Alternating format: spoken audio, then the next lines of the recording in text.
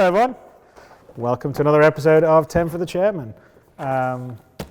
Just a cool little thing before we start. This is a very cool poster that was brought by Adrian. Adrian's the very talented artist that does the Hunter comic that I think you guys know about. So anyway, I was just visiting here from, I think, Knoxville, Tennessee, right?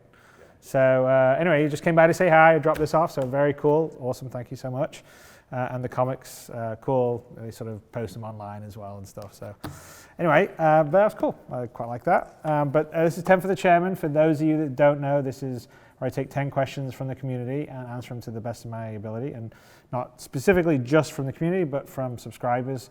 And subscribers are the subset of our community that contribute extra money every month to allow us to do the enhanced community content that we do on Star Citizen, which would be this show, Around the Verse, Bug Smashers, and a whole bunch of other sort of impromptu video content, as well as sort of the posts that we do and background stories we write. We have this monthly magazine called Jump Point that has usually somewhere between 50 and 70 pages of content about what we've been doing during this particular month of development, showing ships we've been working on, background design pieces, some fictional setting stuff. All that's made possible by subscribers, which is awesome. So thank you guys for the general community. They're sharing a whole bunch more enhanced and better content. So thank you, and that's why I answer the 10 questions here. So this is my last session before I head back over to the UK for work within the Foundry 42 office, because we're sort of deep working on everything, basically, not just Squadron 42, but also Star Citizen in general. So actually this week we had Tony Zervek was out here last week and this week, and we had a whole bunch of other people over from the UK as well as some people from Austin, and we were doing general planning stuff while I was over here, mostly for the Persistent Universe and Star Citizen. The previous weeks I was over in the UK, we were doing planning stuff for Squadron 42, back to Squadron 42 stuff next week. And some PU stuff too, and I will also be visiting Frankfurt. So busy, Chris is a busy person in 2016, lots of travel. All right, now to the questions. First question comes from Sansite, who asks, you've described your vision for this game quite thoroughly, and the outpouring of support means we agreed. Your experience with, that's nice, thanks for agreeing everyone. Your experience with the previous game seems to influence Star Citizen's design quite a bit, but as far as the MMO experience, are there any specific games that you are drawing inspiration from? For example, I really like the way this functionality worked out in this game, or this really didn't work well in this game. We are going to avoid that at all costs. It's kind of hard to say, because on a sort of online MMO side, I've played a whole bunch of them.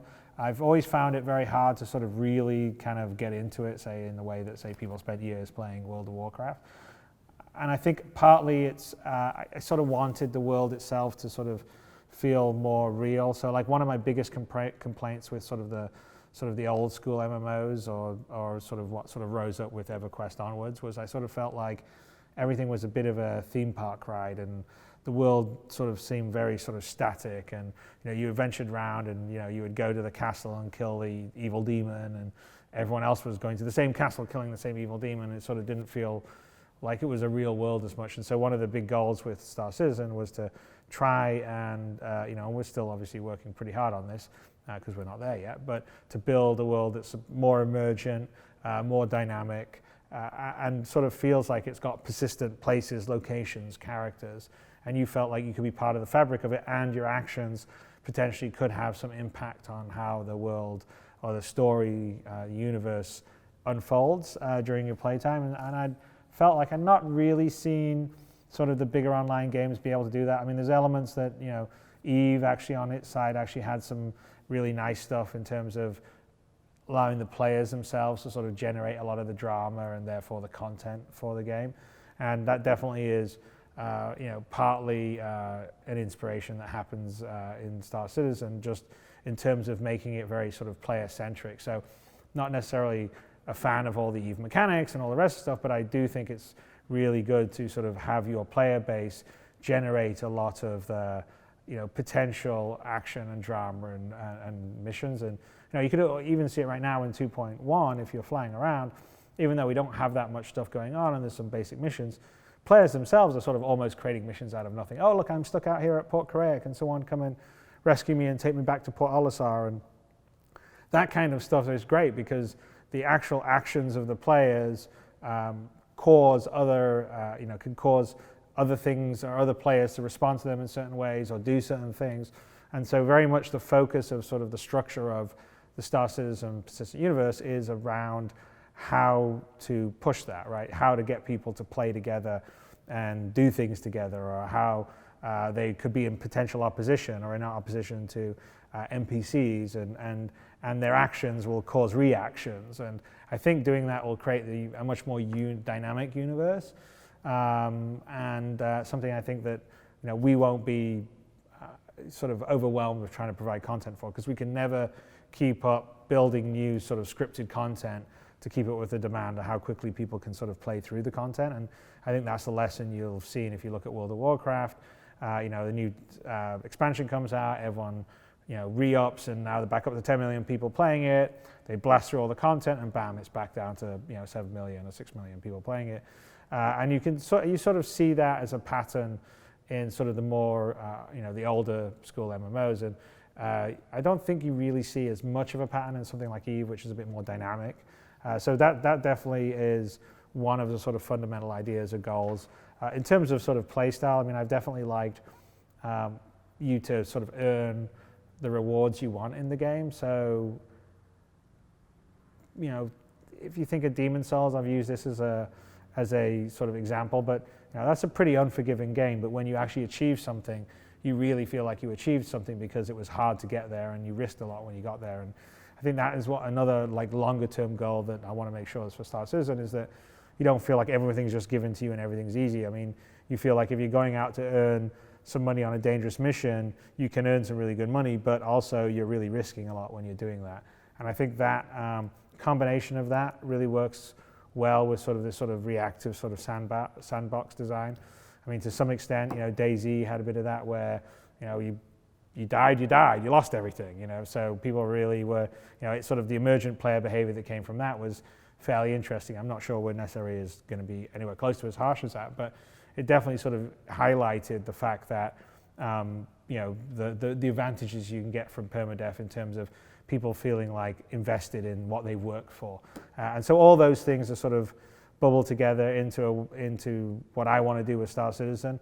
And I also want to make sure that the world sort of feels alive, which is kind of the reason why we have this sort of 90-10 rule of sort of AI NPCs to players is, yes, I want you to play with your friends, I want you to engage or interact with other players, but we need a living universe. You can't 100% be dependent on other players to provide that.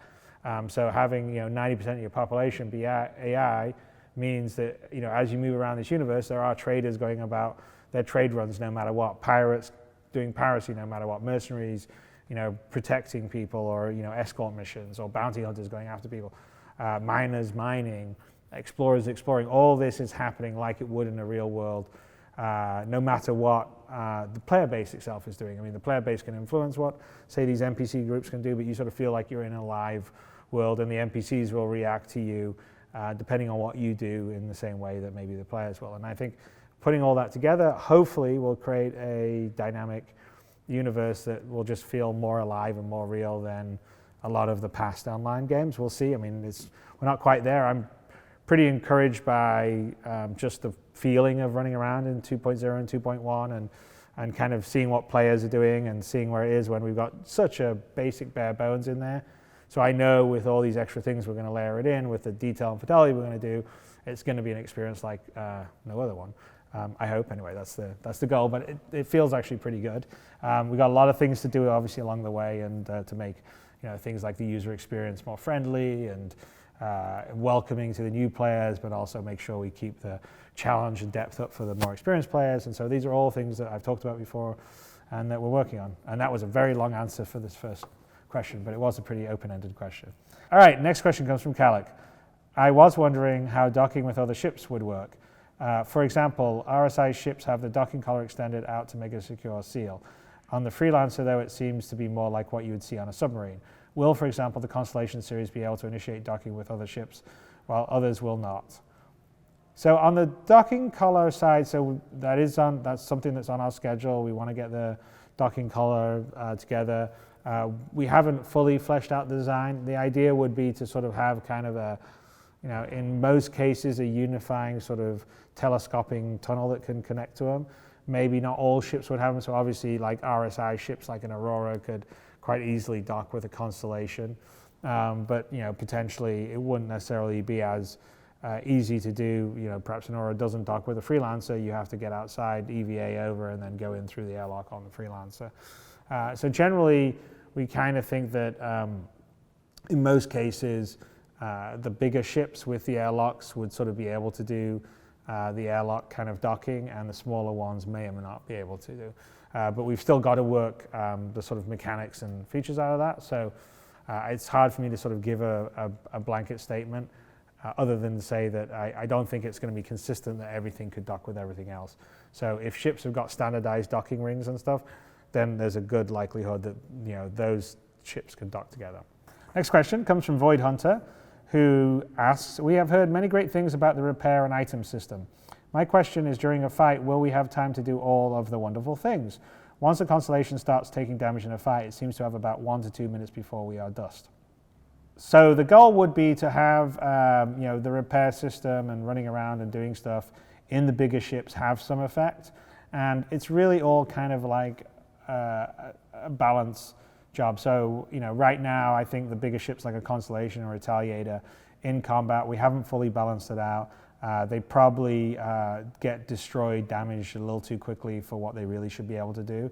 So we need to work, and we are working on sort of balancing that. We haven't finished out the damage stuff. We haven't implemented the repair stuff fully yet. So that also would have some impact, because as you're taking damage, if you're going around managing to sort of patch up or repair things, then you're sort of putting back your damage and keeping your ship active longer. So yes, maybe if you don't run around and you're taking lots of damage, your ship, goes up in 2 minutes. But if you're managing to seal the leaks or, shut down, whatever, a fire in a certain area of a corridor or something, then, the ship can last longer and maybe even last through the fight.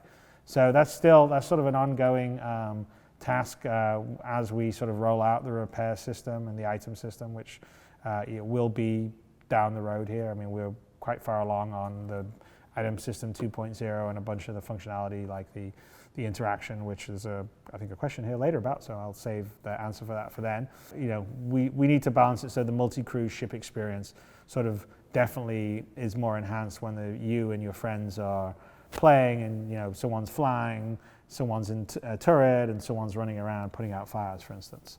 So likelihood is you'll last more than 1 to 2 minutes if you are doing that. Okay, next question comes from Cliff, who asks, are there any plans to populate the space night sky with images of far-off galaxies, nebula, pulsars, etc.? So the simple answer is yes, there are plans. Longer term, we're actually planning to probably build the, what we call, I guess, the sky sphere or space sphere, where you sort of see the nebula and all the stuff that, like, for instance, you can see now in Crusader, you can see in the Arena Commander modules, and have that sort of dynamically built from the overall star map module, so it sort of gets generated with the stars and the background and nebulas off in the distance, and that will be appropriate for whichever star system you're in. Haven't done that yet, but that is on our sort of engineering graphics pipeline. All right, next question comes from Wolf Fracken, who asks, in terms of bandwidth required for the game, how good do you plan to make the netcode in Star Citizen? Is it going to be rather lean, or will it be more taxing? For example, back in the Unreal Tournament 99 days, 90 kilobit upload, I guess that's a 90 kilobit, like maybe board modem, could actually serve over 32 players. Nowadays, games like Ark on the same bandwidth, you could maybe host 8 to 10 at best. MMOs also originally worked with 56K lines, but then started requiring DSL or higher connections. Where do you see Star Citizen going? Well, we're trying to, our plan is to make the netcode of Star Citizen as good as we possibly can and be as good as anyone else is out there. To be honest with you, most of the challenge at the moment isn't really about bandwidth in terms of how much data we're pushing up or down the pipe. Although that obviously, when you have like a big solar system and lots of people doing things and lots of NPCs doing things, can definitely get saturated. Although we made some pretty good improvements in terms of what's called a dead reckoning system, which essentially just means that you don't send data, like say positional update data, unless something's changed. So if something's just moving at a constant speed in a certain direction, once you've established the direction and the speed, you need to not send any more data unless something changes. So basically you sort of change the deltas and states.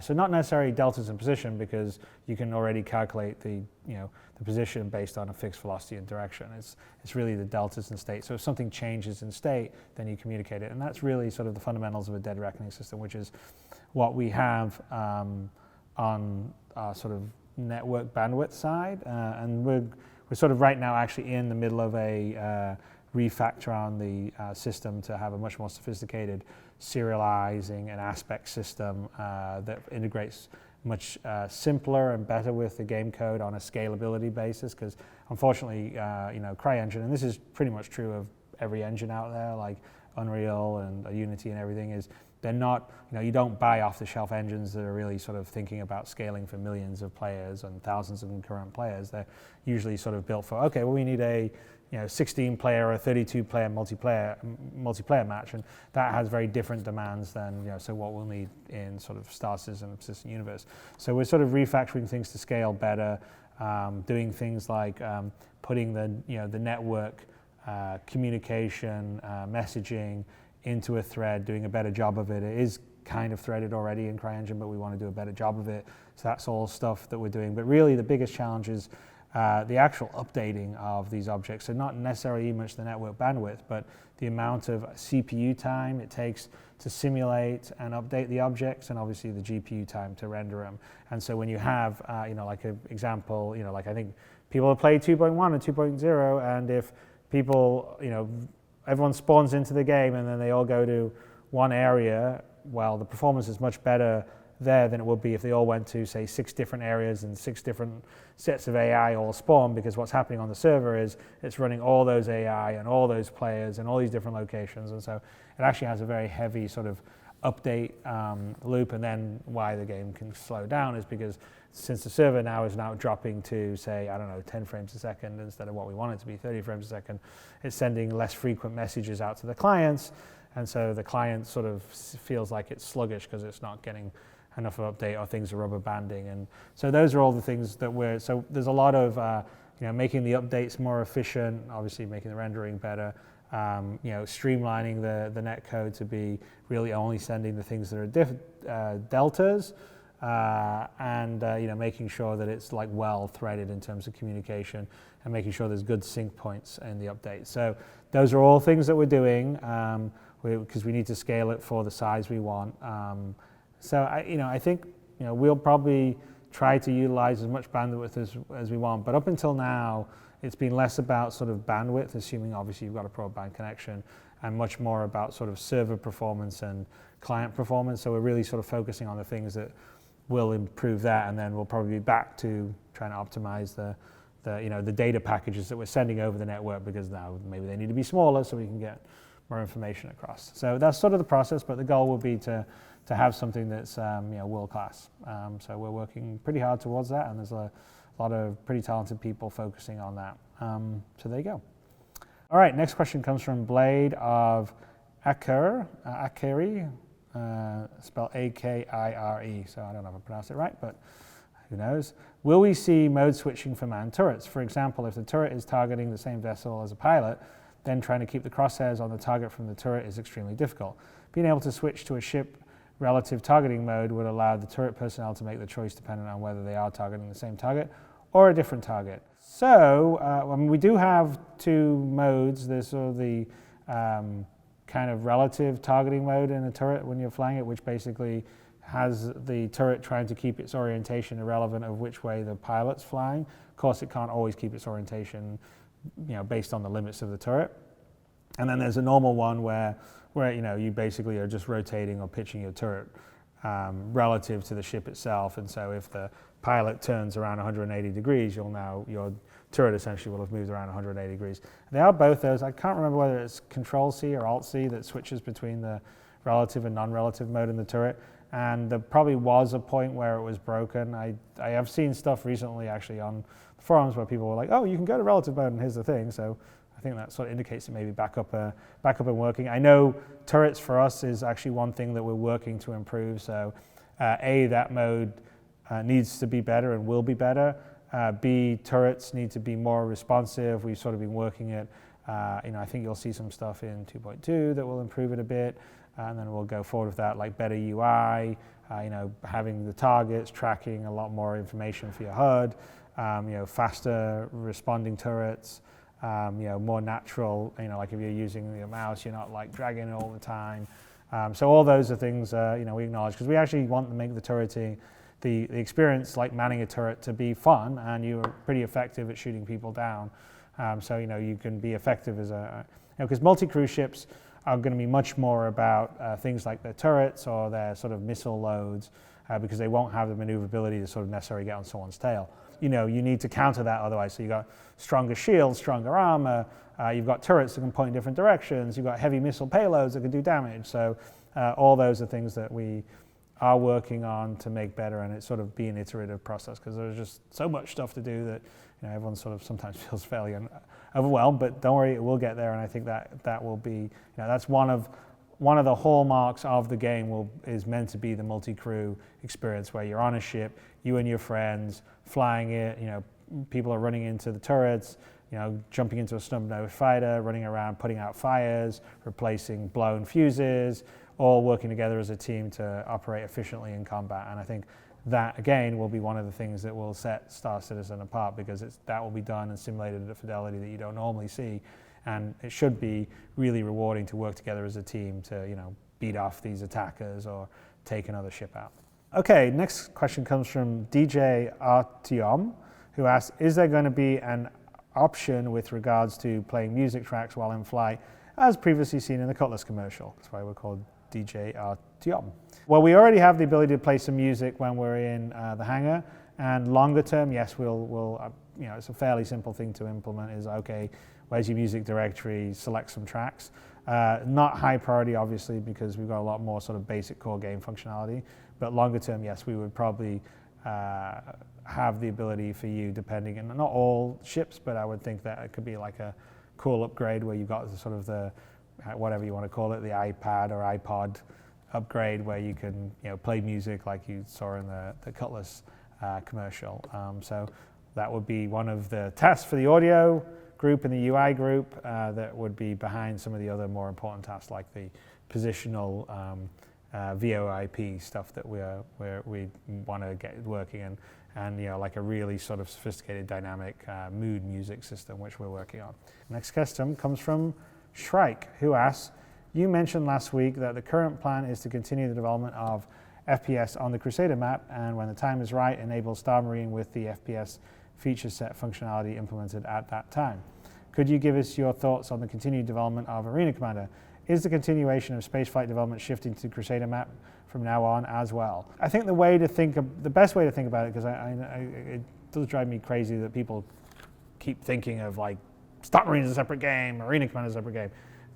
They are just facets of the overall game. The overall game is essentially what you get when you're flying around Crusader in 2.0, 2.1 that we're going to be building on from. And that idea was to be sort of seamless between flying a spaceship, running around on foot, whether you're running, gunning, or just talking to someone. It's all from first person. It's why we call it a first person universe. Travel massive distances, millions of kilometers, arrive at a new location, get out of your ship, walk around, all meant to be seamless. So from now on, most of the feature development iteration really is focused on the 2.1 sort of Crusader. We're actually shifting it. It's going to be, Crusader is just a small part, but really it's the Stanton system. So that you'll be seeing that in the next, not necessarily 2.2, but 2.3 and 2.4 onwards. It will be fleshed out to be Stanton, and we'll have those distances in there, and you'll be able to travel around areas and then eventually go down and land on some of the locations. And that is where the core gameplay is really going to be fleshed out, because that is the PU experience. You behave quite differently in, say, Arena Commander, and you will behave differently in Star Marine than you really would in the proper persistent universe, flying around, going from location to location, fighting people, because obviously you respawn easily in Arena Commander and you get your ship back. But in the real world, or the persistent universe, it's not going to be so easy. You're not back in the action quite as well, and you've got to get your replacement ship and all the rest of the things. And so, the whole idea of Arena Commander and the idea of Star Marine was really to sort of test out the mechanics before we had all these things being able to be in one place. But they're all in one place now. So really, where we want to be doing the mechanics is in the final destination, which is what the persistent universe will be. Now, that doesn't mean that Arena Commander and when we turn on the Star Marine game mode, those two won't get love, because we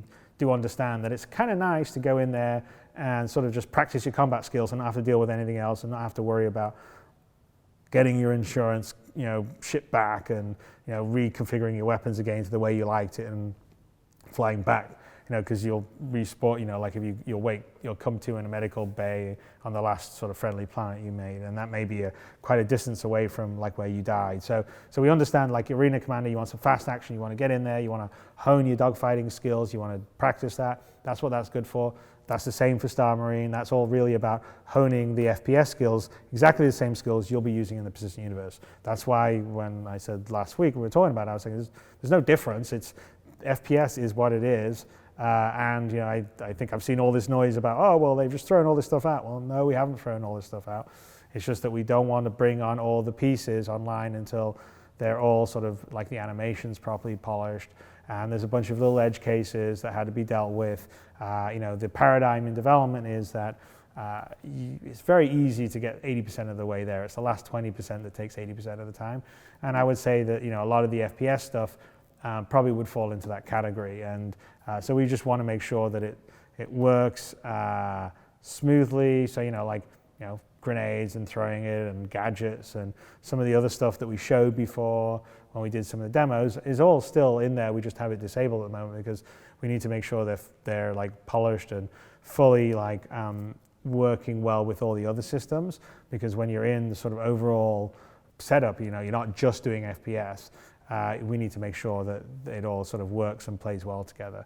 And so it's complicated, it takes a bit more time, but it's all happening there. But yeah, so the idea is Star Marine and Arena Commander will be both your sort of practice modes, and then yes, you can have some competitive games where like maybe you want to test your mettle against someone else who's the best fighter pilot, who's the best on-ground shooter, and that's kind of what they'll be good for. But really, they're just practicing for you existing in the persistent universe, because that's really where you need to be, have your skills and hone. So that's kind of the concept. So we'll tweak things. We'll probably improve some of the game modes. At some point, we'll do the matchmaking needs to be significantly improved, and we'll sort of make all that be better. But that's a little lower priority to us, because the building sort of the PU structure out is super important. And to be honest with you, it's actually super cool and super fun, because that is an experience you don't get anywhere else. Whereas, yes, I could maybe just go and dogfight in a bunch of other space sims, or maybe I could run and gun in a bunch of other FPS games, but you can't do what you can do right now in 2.0, 2.1 in any other game, and that's kind of what's cool about it. So that's where our focus is. Like I said, Arena Commander, Star Marine, they're the sort of game modes, games within games to help you practice, and they will all be there and they will be supported, but they're less important than delivering the main experience, which is what you're going to get in the persistent universe. Okay, next question comes from GamePat, who asked, is it planned to change the use notification to a more accurate message like enter pilot seat, open door, or exit ship? So the answer is yes. We are in the process of it. It's all part of the item system 2.0. I think it's, when it's going to debut, maybe 2.3. If not, it'll be 2.4. But that's actually been built all here in LA. So Paul Rendell and Alan Chen and Mark Abent are all sort of leading the charge on sort of the item system 2.0, and it's all part of it. And you'll be able to not just have accurate messages, but they'll be contextual, and you potentially can have multiple messages. So it's not just do one action with an item. If there's more than one action you can do with the item, you'll be presented that with a list, and those actions can be contextual. So for instance, a door you can open and you can close, but either the door is open or closed. So if the door is closed, the contextual action at the time will be open door, and potentially another contextual action will be kick down door. But when the door is open, well, then your contextual action would probably be closed door.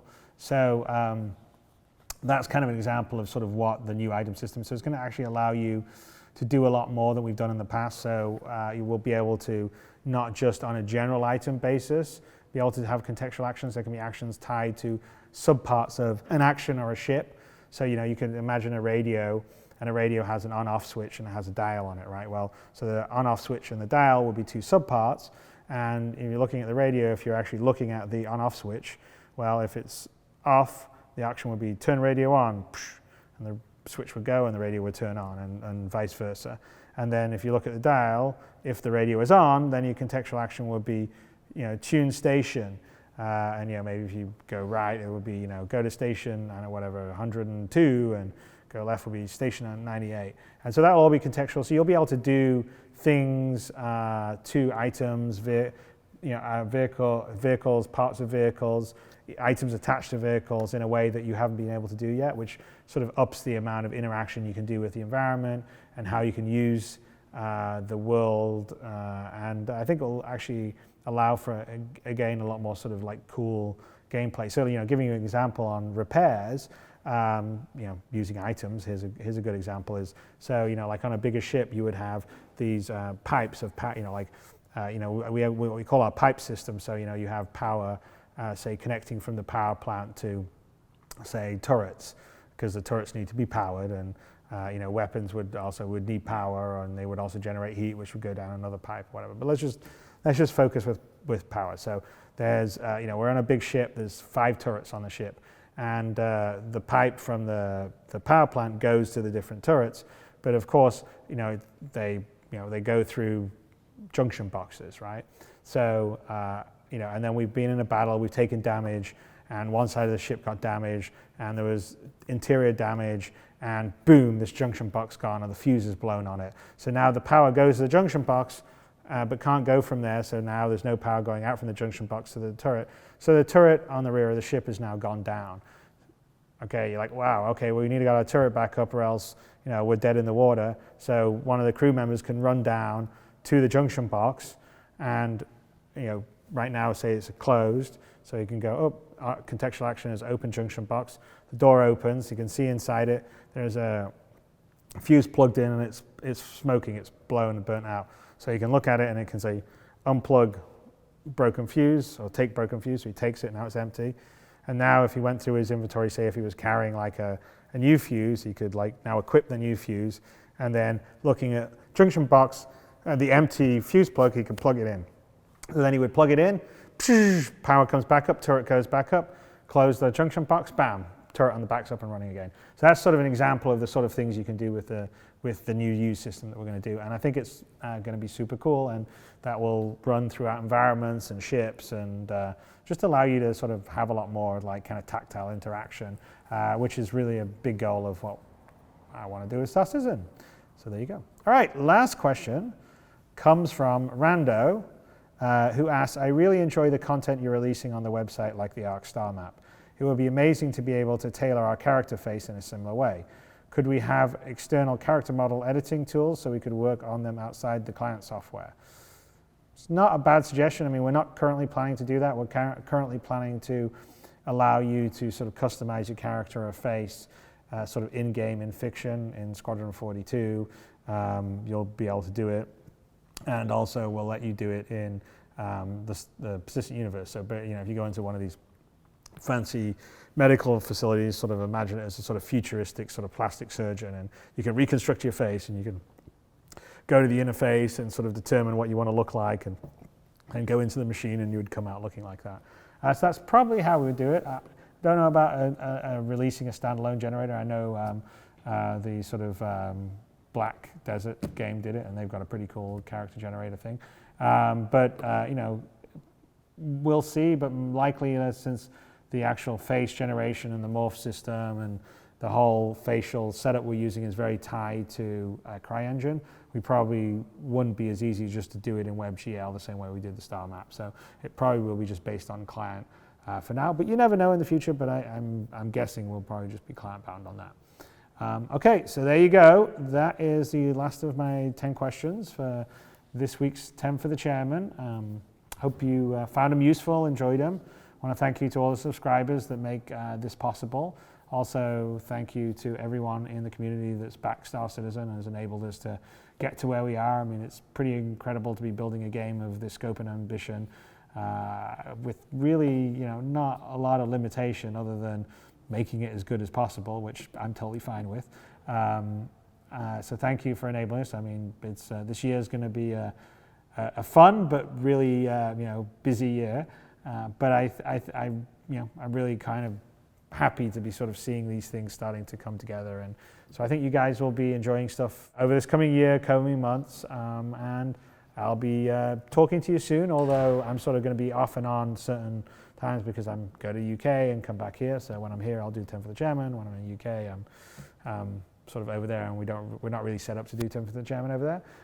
But as always, thank you very, very much, and I will talk to you next time for the Chairman. Bye.